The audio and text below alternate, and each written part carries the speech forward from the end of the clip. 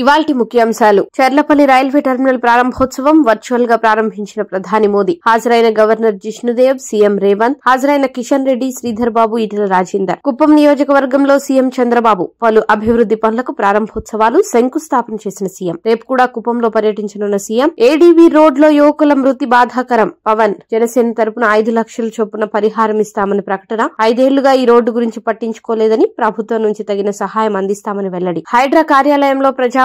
ఫిర్యాదులు స్వీకరించిన హైడ్రా కమిషనర్ రంగనాథ్. చెరువులు, ప్రభుత్వ స్థలాల ఆక్రమణలపై ఫిర్యాదులు. అధికారుల సమక్షంలోనే వివరాలపై రంగనాథ్ హారా. మొదట వచ్చిన 50 మందికి టోకెన్లు ఇచ్చిన అధికారులు. గన్నవరం టీడీపీ ఆఫీస్ పై దాడి కేసు. ఏపీ హైకోర్టు నిందితులకు ఎదురుదెబ్బ. 17 ముందస్తు బెయిల్ పిటిషన్లు డిస్మిస్. బెయిల్ పిటిషన్లు డిస్మిస్ చేసిన ఏపీ హైకోర్టు. కేసులో నిందితులుగా 89 మందిని చేర్చిన పోలీసులు. A71 గా వల్లభనేని వంశీతో పాటు ప్రధాన అనుచరులు. ఏసీబీ ఆఫీస్ నుంచి వెళ్లిపోయిన కేటీఆర్. అడ్వకేట్లను అనుమతించకపోవడంతో ఏసీబీ అధికారులకు లేఖ ఇచ్చి వెళ్లిపోయిన కేటీఆర్. కోర్టు తీర్పు ఇచ్చే వరకు విచారణ వాయిదా వేయాలని కోరిన కేటీఆర్ కు మరోసారి నోటీసులు ఇవ్వనున్న ఏసీబీ.